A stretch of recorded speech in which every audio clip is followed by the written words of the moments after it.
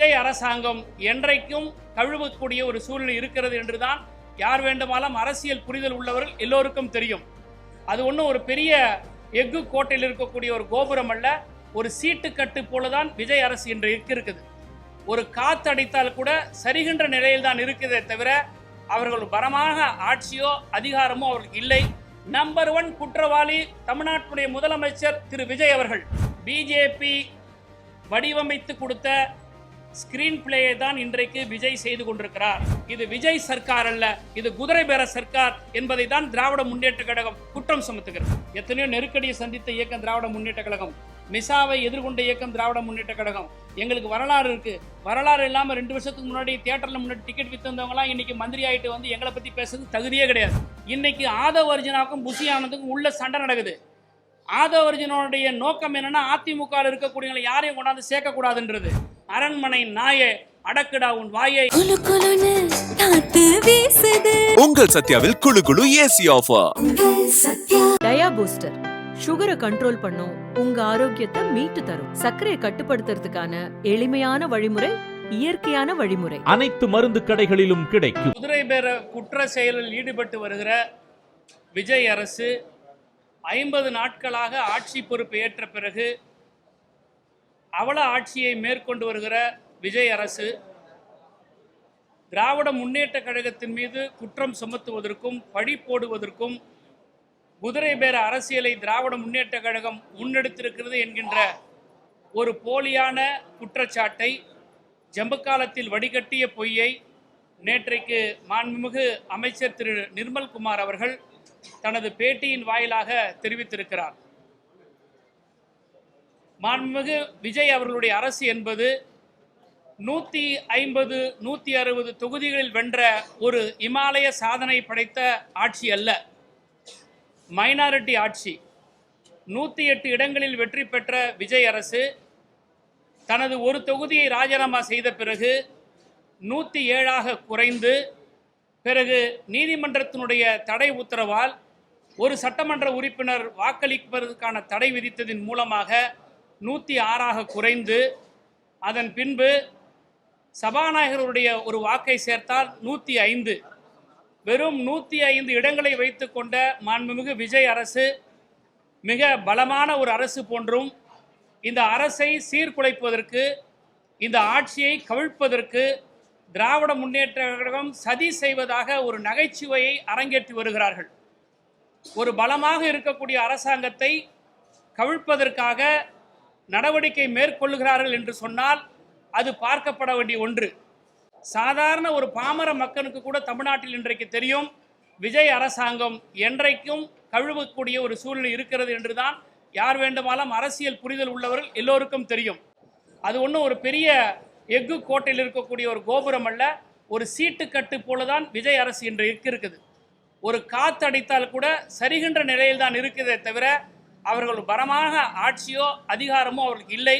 எனவே அதை மறந்து தினம் தினம் இவர்கள் திராவிட முன்னேற்ற கழகத்தின் மீது குற்றம் சுமத்துகிறார்கள். குதிரை பேரத்தை செய்கிறது யார்? இன்றைக்கு விஜய் சர்க்கார் குதிரை பேர சர்க்கார் என்று நாங்கள் குற்றம் சாட்டுகிறோம். ஆட்சி பொறுப்பு ஏற்பதற்கு முன்பு மே 4ஆம் தேதி ரிசல்ட் வந்தவுடன் 10ஆம் தேதி ஆட்சி பொறுப்பை ஏற்கின்ற இந்த அரசு இதற்கு இடையில் தங்களுக்கான பலத்தை பெருக்குவதற்காக எத்தனையோ பேரங்களை நடத்தினார்கள். அதில் ஒன்றுதான் மே 7ஆம் தேதி அமமுக கட்சியை சேர்ந்த சட்டமன்ற உறுப்பினரை முகத்தை மூடிக்கொண்டு இனோவா காரில் அவரை வந்து சந்தித்தது உண்மையா இல்லையா என்பது நாட்டு மக்களுக்கு தெரியும். அதை பற்றி இன்று வரை வாய் திறந்து பேசாமல் இருப்பது விஜய் அரசாங்கமும் திரு மாண்புமிகு விஜய் அவர்களும். என்னுடைய கட்சிக்கார சட்டமன்ற உறுப்பினரை கடத்தி சென்றிருக்கிறார்கள், எங்களுடைய கையெழுத்தை போலியாக பயன்படுத்தி கடிதம் கொடுத்திருக்கிறார்கள் என்று திரு டிடிவி தினகரன் அவர்கள் காவல் நிலையத்தில் புகார் கொடுத்த அந்த காவல் நிலையத்தில் ஏற்றுக்கொண்ட அந்த புகாரை இன்று வரை பதிவு செய்யவில்லை. ஆனால் நேற்றைக்கு ஒரு நாடகத்தை அரங்கேற்றி திராவிட முன்னேற்ற கழகத்தை சார்ந்த முன்னாள் அமைச்சர் அவற்றுக்கு தொடர்பு இருக்கிறது என்று போலவும் 3 பேரை கைது செய்து, இதோ பார் திமுக குதிரை பேரம் செய்வதற்காக முயற்சி செய்தார்கள், எங்களுடைய சட்டமன்ற உறுப்பினரை விலைக்கு வாங்க பார்க்கிறார்கள், 35 கோடி பேரம் பேசப்பட்டது, 50 கோடி பேரம் பேசப்பட்டது, இவர்களை இன்றைக்கு நாங்கள் கைது செய்திருக்கிறோம் என்று ஒரு நாடகத்தை இன்றைக்கு அரங்கேற்றிருக்கிறார்கள். திராவிட முன்னேற்ற கழகத்தின் சார்பாக எங்களுடைய அமைப்பு செயலாளர் மேதகு ஆளுநரிடத்திலே கடிதம் கொடுத்திருக்கிறார், லஞ்ச ஒழிப்பு துறையிடத்திலே கடிதம் கொடுத்திருக்கிறார். என்ன காரணம்? 7ஆம் தேதி அமமுக கட்சியினுடைய சட்டமன்ற உறுப்பினரை நீங்கள் வலுக்கட்டாயமாக கடத்தி சென்றிருக்கிறீர்கள், அது ஒரு குற்றச்சாட்டு. அதன் பிறகு சட்டமன்றத்தில் 144 வாக்குகளை எப்படி பெற முடிந்தது? அதிமுக எல்லா கட்சியினுடைய தலைவர்களையும் போய் விஜய் சந்தித்தார், எல்லா கட்சியினுடைய தலைவர்கள் விஜய் சந்தித்தார். ஆனால் அதிமுகவினுடைய பொதுச் செயலாளர் எடப்பாடி பழனிசாமியை சந்திக்காமல் அவர்களிருந்து கருத்து வேறுபாடு காரணமாக பிரிந்து இருக்கக்கூடிய அந்த குழுவை சென்று சந்தித்தது குதிரை பேரமா இல்லையா?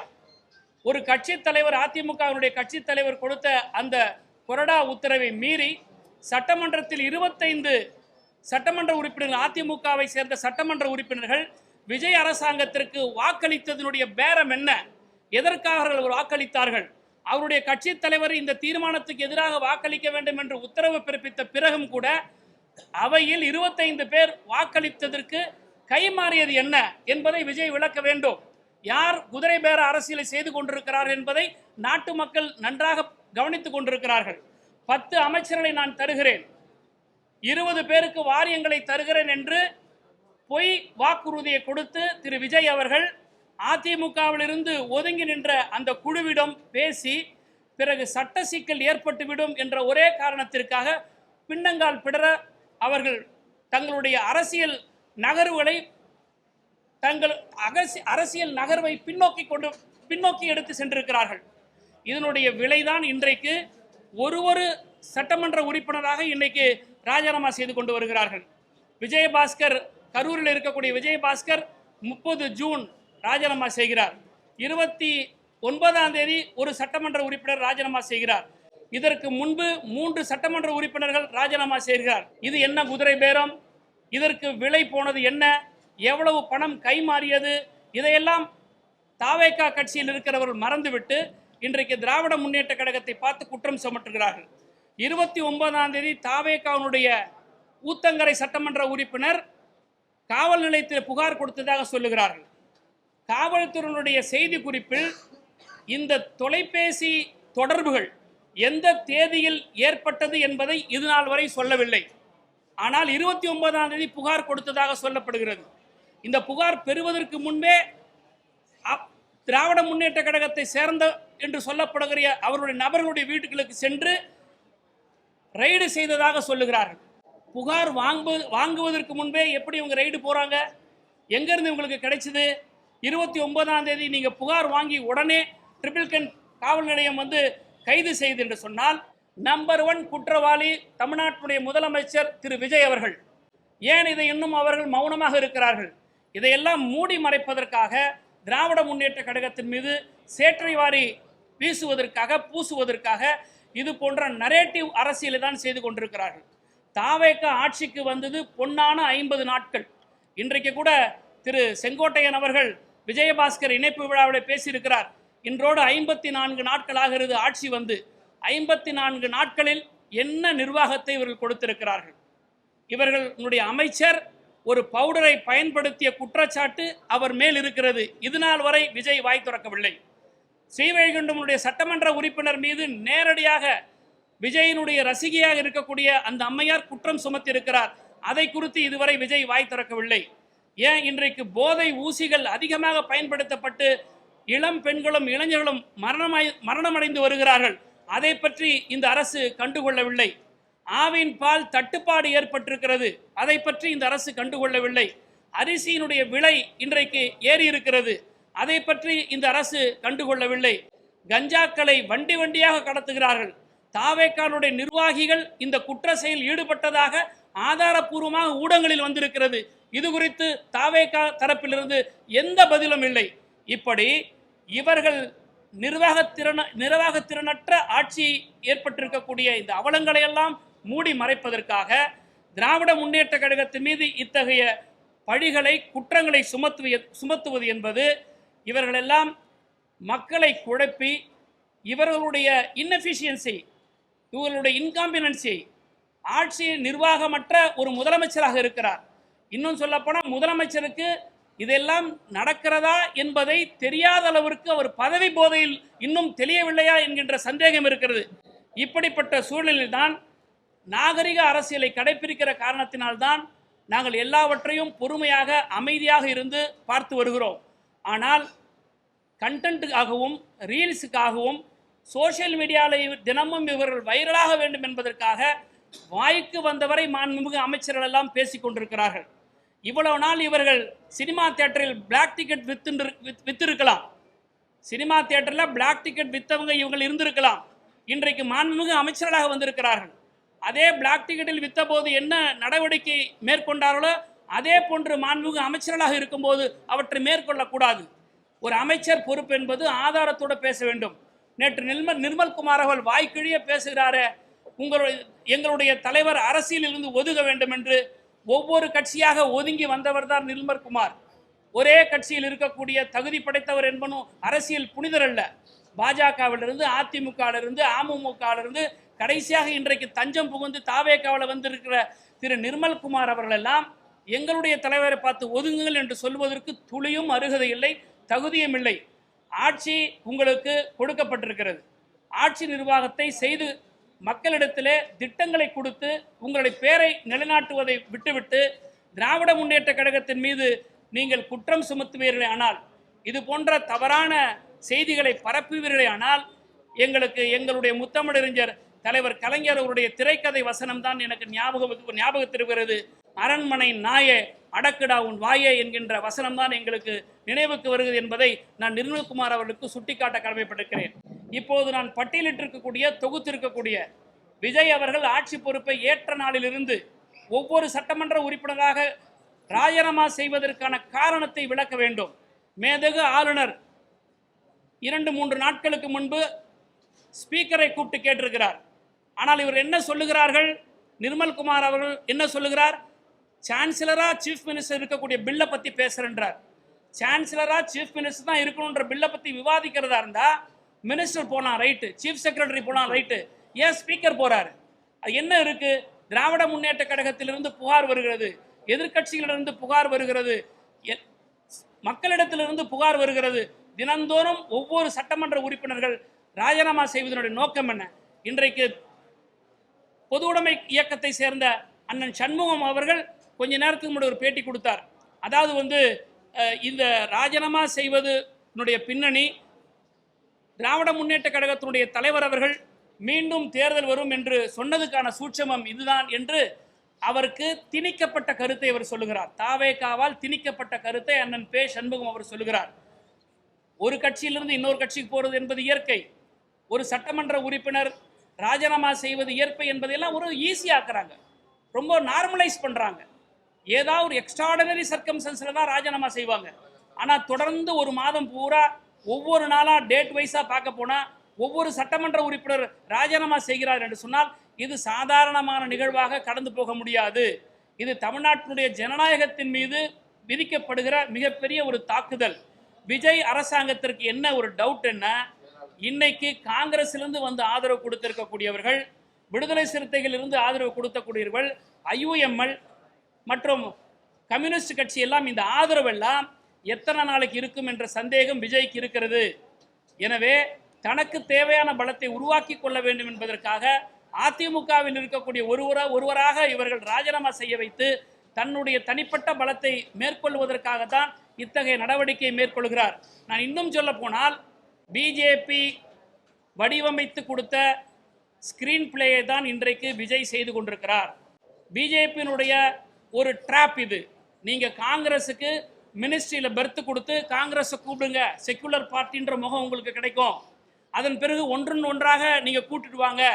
அதெல்லாம் முடித்த பிறகு அதிமுகவை சிதைச்ச பிறகு இவர்கள் ஒருவேளை இடைத்தேர்தலில் வெற்றி பெற்று பலம் படைத்து விட்டால் இவங்களெல்லாம் கழட்டி விட்டுட்டு விஜய் பிஜேபி பக்கம் நிற்பதற்காகத்தான், வெளிப்படையாக நிற்பதற்காகத்தான் இந்த நாடகத்தை நடத்தி கொண்டிருக்கிறார்கள். இந்த 100 நாள் வேலைவாய்ப்பு திட்டம் தமிழ்நாடு அரசாங்கத்தில் தீர்மானம் படித்தோம், எதிர்த்தோம். பிஜேபி ஆளுகிற மாநிலங்கள் 3 மாநிலங்கள் எதிர்த்து கடிதம் எழுதியிருக்கிறது. ஆனால் சத்தமில்லாமல் திரு விஜய் அவர்கள் 25 ஜூன் அன்று ஒரு அரசாணை போட்டு அதை நடைமுறைப்படுத்துகிறேன் என்று சொல்லுகிறார். ஆக ஒரு பக்கம் பிஜேபி சொல்லுகிற கட்டளைக்கு அடிபணிவது, இன்னொரு பக்கம் தமிழ்நாட்டில் ஒரு செக்குலர் ஃபேஸை இவர் ப்ரொஜெக்ட் செய்வது, இது போன்ற அரசியல் நாடகத்தை நடத்தி வருகிற திரு தாவேக அரசாங்கம் எக்ஸ்போஸ் ஆகிறது, நாட்டு மக்கள் மத்தியில் எக்ஸ்போஸ் ஆகி வருகிறது. இன்னைக்கு இளம் தலைமுறைகள்லாம் ஏன் இந்த அரசாங்கத்துக்கு ஓட்டு போட்டோம் அப்படிங்கிற வீடியோ போட ஆரம்பிச்சிட்டாங்க. நாங்கள் போட்டது தப்பு, இவங்க தவறு செய்கிறாங்க, ஒவ்வொரு நாளும் ஒரு அமைச்சர் இவங்க பிதட்டுறாங்க, இதையெல்லாம் பேச ஆரம்பிச்சிட்டாங்க. எங்கே இதெல்லாம் ஒரு மிகப்பெரிய ஒரு அலையாக உருவாகி இடைத்தேர்தலில் இவங்க மண்ணை கவ்வக்கூடிய ஒரு சூழல் ஏற்படுமோ என்கின்ற அச்சத்தின் காரணமாகத்தான் இது போன்ற சித்து விளையாட்டுகளை ஏற்பாடு செய்திருக்கிறார்கள். நாங்கள் திராவிட முன்னேற்ற கழகத்தின் சார்பாக இன்றைக்கு வைக்கப்பட்டிருக்கின்ற இந்த குற்றச்சாட்டுகள் எல்லாம், ஒன்று, ஏன் கிண்டியில் இருக்கக்கூடிய காவல் நிலையத்தில் திரு டிடிவி தினகரன் சார்பில் கொடுக்கப்பட்ட புகார் இன்னும் பதிவு செய்யப்படவில்லை? இந்த புகார் மட்டும் ஏன் அவ்வளோ சீக்கிரமாக நீங்கள் பதிவு செய்கிறீங்க?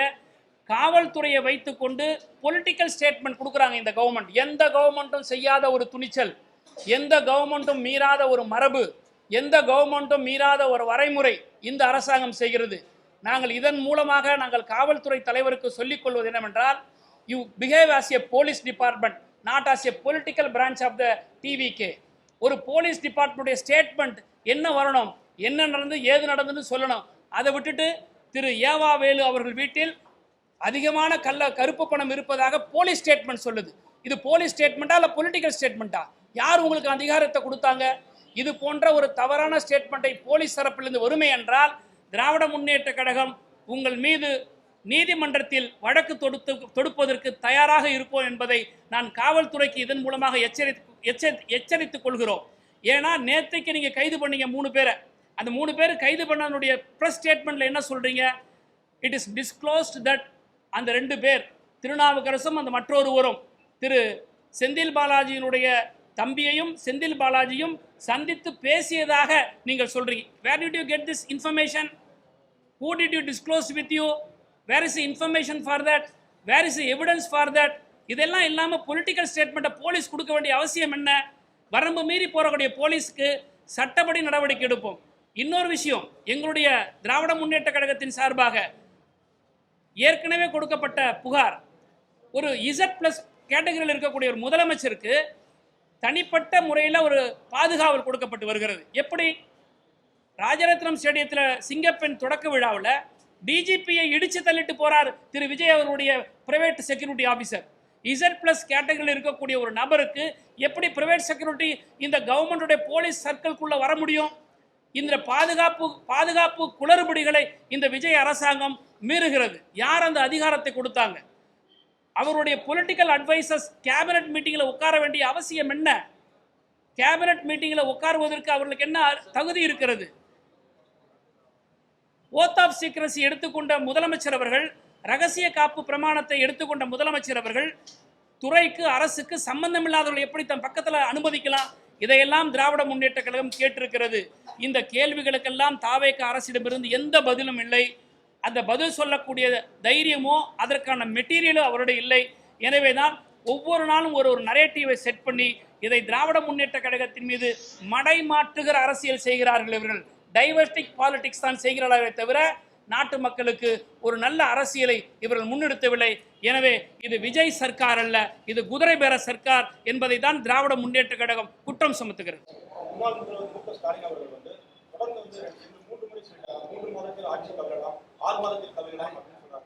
அதே வார்த்தையை வைத்து அமைச்சர் நிர்மல்குமார் இதன் அடிப்படையில் தான் இந்த செந்தில் பாலாஜியோட சம்பந்தப்பட்டு பேரமைப்பு குற்றம் சாட்டுறாரு. அதே தோழர் சண்முகம் இதே குற்றம் வைக்கிறாரு.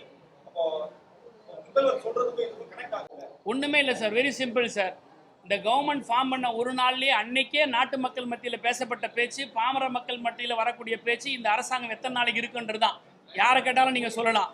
அதுக்கு தான் என்னுடைய தொடக்கத்தில் சொன்னேன், இது 150 160 சீட்டு வாங்கின கவர்மெண்ட் இல்லை, இது சீட்டு கட்டால் அடிக்க வைக்கப்பட்ட கோபுரம். காத்தடிச்சா கலைன்றது சிம்பிள் பொலிட்டிக்கல் அனாலிசிஸ். இதுக்காக ஒரு பெரிய கான்ஸ்பிரசி தியரிலாம் இயக்கணும்னு அவசியம் இல்லை. நீண்ட அனுபவமிக்க ஒரு தலைவர், எங்கள் தலைவர் 50 ஆண்டு கால அரசியல் வரலாறு படைத்தவர். எந்த அரசு நிற்கும் எந்த அரசு கவிழுன்ற அவர் நல்லாவே தெரியும். நாங்கள் குதிரை பேரம் செஞ்சு தான் கவிழ்க்கணும்னு அவசியம் இல்லை. இந்த அரசாங்கம் 2/3 மெஜாரிட்டி இல்லாத அரசாங்கம் அல்லது சிம்பிள் மெஜாரிட்டி இல்லாத அரசாங்கம். அதனால டெஃபினட்டா கவிழ்றதுக்கு எல்லா சாத்தியக்கூறும் இருக்கு. அதிகாரம் விட்டு போச்சு, டாலரேட் பண்ண முடியல, அதனால கழுத பேரம் குதிரை பேரம்னு செய்யறாங்கன்னு தோழர் பேர் சண்முகம் மறுபடியும் இல்லை, ஆட்சி அதிகாரத்துக்காக கவலைப்பட்டிருந்தா நாங்கள் எமர்ஜென்சி எதிர்த்து நாங்கள் குரல் கொடுத்த இயக்கம் திராவிட முன்னேற்ற கழகம், எத்தனையோ நெருக்கடியை சந்தித்த இயக்கம் திராவிட முன்னேற்ற கழகம், மிசாவை எதிர்கொண்ட இயக்கம் திராவிட முன்னேற்ற கழகம். எங்களுக்கு வரலாறு இருக்குது. வரலாறு இல்லாமல் 2 வருஷத்துக்கு முன்னாடி தியேட்டரில் முன்னாடி டிக்கெட் விற்றுந்தவங்களாம் இன்றைக்கி மந்திரி ஆகிட்டு வந்து எங்களை பற்றி பேசுறது தகுதியே கிடையாது. சபாநாயகர் வந்து ராஜினாமா கடிதத்தை வந்து அதிமுக சட்டமன்றத்தில் அடுத்த அரை மணி நேரத்தில் வந்து ராஜினாமா ஏற்றுக்கொள்ளப்பட்டதுன்னு உடனே சபாநாயகர் அறிவிக்கிறார். சில நேரத்தில் வந்து உறுப்பினர்கள் வந்து அந்த கடிதத்தை திரும்ப பெறதுக்கு வாய்ப்பு இருக்கு. அதுக்கான நேர அவகாசம் கொடுக்கலாம், கால அவகாசத்தை கொடுக்கலாம். அதில் சபாநாயகர் நடவடிக்கை எப்படி நீங்கள் சட்ட ரீதியாக பார்க்குறீங்க? நிச்சயமாக, அதாவது வந்து இந்த ஆன்டி டிஃபெக்ஷன் லாவில் இருக்கக்கூடிய ஒரு சின்ன ப்ரொவிஷனை வச்சு இன்னைக்கு வந்து தாவேக அரசாங்கமும் சபாநாயகரும் விளையாடி கொண்டிருக்கிறார்கள். ஒருவர் ராஜினாமா கொடுக்கிறார் என்று சொன்னால் இமீடியட்டாக அக்செப்ட் பண்ணுறதுன்றது ஒரு ஸ்பீக்கர் அக்செப்ட் பண்ணுறாருன்னா இந்த ராஜினாமாவை வந்து ஏற்கனவே பேசி இந்த காரணத்துக்காக தான் பண்ணுறோன்ற ஒரு பொலிட்டிக்கல் மூவ் இல்லாமல் இமீடியட்டாக அக்செப்ட் பண்ண மாட்டாங்க. பொதுவாக ராஜினாமா கொடுத்தா அதை அட்லீஸ்ட் ஒரு 5 ஒர்க்கிங் டேஸாவது வச்சுருப்பாங்க, கன்ஃபர்மேஷன் கேட்பாங்க, நேரில் போய் கொடுக்கணும். ஜஸ்ட் லைக் தட் இந்த பேப்பரை அனுப்பிட்டாலாம் ராஜினாமா அக்செப்ட் பண்ண மாட்டாங்க, நேரில் போய் கொடுக்கணும். அப்போ இந்த பொலிட்டிக்கல் செனாரியோவை ஏற்கனவே அவங்க செட் பண்ணிட்டாங்க. அதனால் இமீடியட்டாக அவங்க வந்து அக்செப்ட் பண்ணுறார். இங்கே கீழ்தளத்தில் அக்செப்ட் பண்ணுறார், மேல் தளத்தில் போய் தாவேகா கட்சியில் போய் சேர்றாங்க. அதுவும் கவர்மெண்ட் பில்டிங்லேயே போய் சேர்றாங்க. இதெல்லாம் பார்க்கும்போது இவங்க எல்லாமே வந்து குதிரை பேரத்தில் அடிப்பணிஞ்சு போய் இந்த ஆட்சியை தக்க வச்சுக்கிறதுக்காக இது போன்ற நடவடிக்கைகளை மேற்கொண்டிருக்கிறாங்க.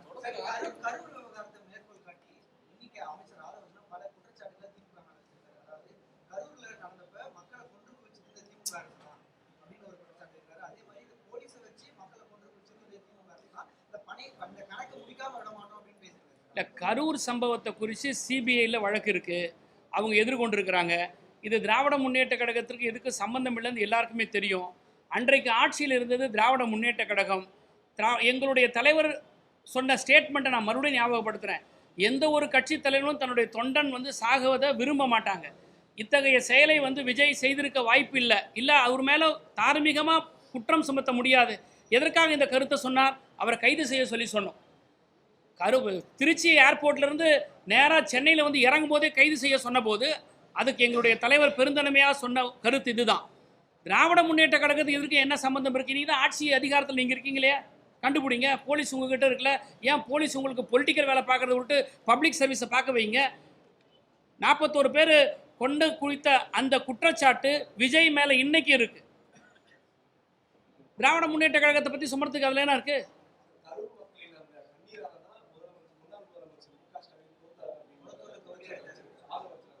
சார், அதாவது இதெல்லாம் வந்து chilli sir, political immature sir. ஒருத்தர் வெற்றி தோல்வின்றது ஜனநாயகத்தில் தேர்தலில் இயற்கை சார். நேற்று நிற்கும் நிர்மல்குமார் சொல்கிறாரு 50 ஆண்டு வரலாற்றில் எந்த முதலமைச்சர் தோல்வியை தழுவிருக்கிறாங்கன்னு. மம்தா பானர்ஜி தோல்வியை தழுவிருக்கிறாங்க. எத்தனையோ பேர், கர்ம வீரர் காமராசர் தோல்வியை தழுவிருக்கிறாரு, பக்தவச்சலம் தோல்வியை தழுவி. சார், தேர்தலில் வெற்றி தோல்வி என்பது ஜனநாயகத்தில் பங்கு கொள்ளக்கூடியவங்களுக்கு எல்லாருக்கும் தெரியும். நேற்று காலையில் வந்து முளைச்சவங்க இவங்கெல்லாம் வந்து அரசியல் மெச்சூரிட்டி இல்லாமல் பேசக்கூடிய பேச்சாக தான் நான் பார்க்குறேன். நான் இன்னொன்று சொல்லவா? இன்னைக்கு ஆதவ் அர்ஜுனாவுக்கும் புஷி ஆனந்துக்கும் உள்ள சண்டை நடக்குது. ஆதவ் அர்ஜுனோடைய நோக்கம் என்னன்னா அதிமுக இருக்கக்கூடியவங்களை யாரையும் கொண்டாந்து சேர்க்கக்கூடாதுன்றது. ஏன் விஜயபாஸ்கருடைய சேர்ப்பு இத்தனை நாள் டிலே ஆச்சு? அங்கே ஒரு ரிஃப்ட் நடக்குது, நான் பெரியவனா நீ பெரியவனான்னு. புஷி ஆனந்த் வந்து ஆதவ் அர்ஜுனாவை அடக்கிறதுக்காக ஏடிஎம்கேல இருந்து சப்போர்ட்டர்ஸை கொண்டாந்து தனக்கு பலத்தை சேர்க்கிறாரு. ஆனால் ஆதவ் அர்ஜுனா தனக்கான ஒரு கூட்டத்தை கொண்டு வரணும்னு பார்க்குறார். அமைச்சர் கீர்த்தனாவுடைய இஷ்யூவில் என்ன, அந்த பேர் போட்ட இஷ்யூவில் இன்னைக்கு இருக்கக்கூடிய சரத் அமைச்சர், அந்த பவுடர் அமைச்சர், அவருடைய இஷ்யூஸ் என்ன? இதெல்லாம் இவங்களுக்குள்ள இருக்கக்கூடிய அந்த முரண்பாட்டின் காரணமாக இதெல்லாம் வெளியே வந்துட்டு இருக்குது. முதல்ல அவங்க கட்சிக்குள்ள அவங்க ஒழுங்கா இருக்கலாம் பார்க்க சொல்லுங்க. பாஜக ஆளும் மாநிலங்கள்ல இந்த குதிரை பேர விஷயங்கள்லாம் எக்ஸ்போஸ் ஆன நேரத்துல தமிழ்நாட்டில் இடதுசாரி விசிகா யூஎம்எல்லாம் வந்து அவங்க வச்ச விமர்சன பார்வை இப்போ நடக்கக்கூடிய விஷயங்கள் அவங்க சொல்லக்கூடிய கருத்துக்களை எப்படி பார்க்குறீங்க? தமிழ்நாட்டுக்கான ரொம்ப அழகாக கேட்டீங்க. இதுதான் குதிரை பேரம். இன்னைக்கு பொதுவுடை சித்தாந்தத்தை பேச இருக்கக்கூடியவர்கள், இந்தியா முழுவதும் பாரதிய ஜனதா செய்த நடவடிக்கைகளை எதிர்த்து பேசிய பொதுவுடை சிந்தாண்மை தோழர்கள் எல்லாம் இன்றைக்கு அவர்கள் வைத்திருக்கக்கூடிய நிலைப்பாடு, ஆனால் பாஜக ஆளுகிற வட மாநிலங்கள் இருக்கக்கூடிய நிலைப்பாட்டுக்கும் வேறுபடுகிறது சொன்னால் குதிரை பேரத்தினுடைய வெட்ட வெளிச்சம். இதை விட என்ன கிளியர் சீட்டு கொடுக்க முடியும்?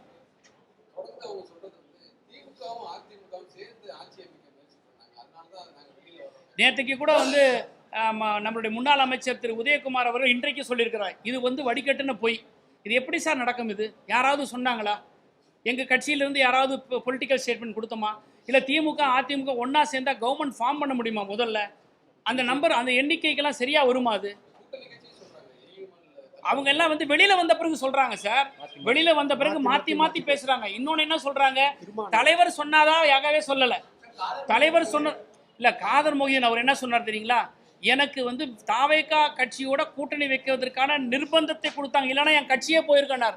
அப்போ அந்த அழுத்தத்தை யார் கொடுத்தது? ஆதவர்ஜனா கொடுத்தாரு அந்த கட்சிக்கு. சார் எங்கள்கிட்ட இருந்து வெளியில் போகும்போது அவங்க போகிறதுக்கான ரீசன்ஸை தேடுறாங்க சார். அவ்வளோதான் சார், அவங்க ரீசன்ஸை தேடுறாங்க, அவ்வளோதான். இல்ல, நீங்க கவர்னர் மாளிகையில கொடுக்கப்பட்ட ஒரு கடிதம், இதுவரைக்கும் கவர்னர் மாளிகையில என்ன கடிதத்தை கொடுத்திருக்கோம் அப்படின்ட்டு தாவேக்கா அபிஷியலா ரிலீஸ் பண்ணல. அந்த கடிதம் ஒண்ணு லீக் ஆனிச்சு. உங்களுக்கு தெரியும், எனக்கு தெரியும், எல்லா பத்திரிகை ஊடக நண்பர்களுக்கு தெரியும். அந்த லீக் ஆன கடிதத்துல அமமுகவினுடைய காமராஜ் ஒரு எம்எல்ஏன்னு, ஐயுஎம்எல்ல இருந்து ஒரு எம்எல்ஏன்னு இருந்துச்சு. எல்லாரும் பார்த்தோம். அந்த ஐயுஎம்எல்ல இருந்து ஒரு எம்எல்ஏன்னு அந்த கடிதம் வந்த போது அதிகாரப்பூர்வமா ஐயுஎம்எல் அன்னைக்கு ஆதரவு தெரிவிக்கல. அப்ப என்ன அர்த்தம்? ஐயுஎம்எல் 2 எம்எல்ஏக்கள்ல ஒரு எம்எல்ஏவை தாவேக்கா உடை தனியா கொண்டு போயிட்டாங்க. கட்சியை காப்பாத்துறதுக்காக இன்னைக்கு ஐயுஎம்எல் போய் ஆதரவு தெரிவிச்சிருக்காங்க. பாவம் காதர் மொஹிதீன் ஐயா அவர்கள். அவருக்கு இருக்கக்கூடிய பொலிட்டிக்கல் பிரஷரை தாவேக்கா அவர் மேல மவுண்ட் பண்ணி அவங்க கொடுத்த ஸ்கிரிப்ட பேச வைக்கிறாங்கிறது தான் என்னுடைய. இன்னைக்கு சண்முகம் பேசுற ஸ்கிரிப்ட் வந்து தாவேக்கா ஸ்கிரிப்ட் தான் சார். இதுக்கு பின்னாடி ஒரு பெரிய சதி இருக்குன்னு சொல்றாங்க. அவ்வளவுதான், முடிஞ்சு போச்சு. இல்ல, ஒண்ணு நீங்க பேசின மாதிரி தாவேக்கா இடத்துல பாஜக இருந்திருந்தா விடுதலை சிறுத்தைகளோ இல்ல சண்முகம் ஐயாவோ இதே மாதிரி பதில் சொல்லி இருப்பாங்களான்ற கேள்வியை மட்டும் திரும்ப சண்முகம் ஐயா கிட்ட கேளுங்க. அவ்வளவுதான். இன்னைக்கு தாவேக்கா இருக்கிற இடத்துல பாஜக இருந்திருந்தா அந்த நிலைப்பாடு என்னவாக இருந்திருக்கும், இந்த குதிரை பேரத்துக்கு இவங்க என்ன நிலைப்பாடு எடுத்திருப்பாங்கன்றது மட்டும் பாருங்க.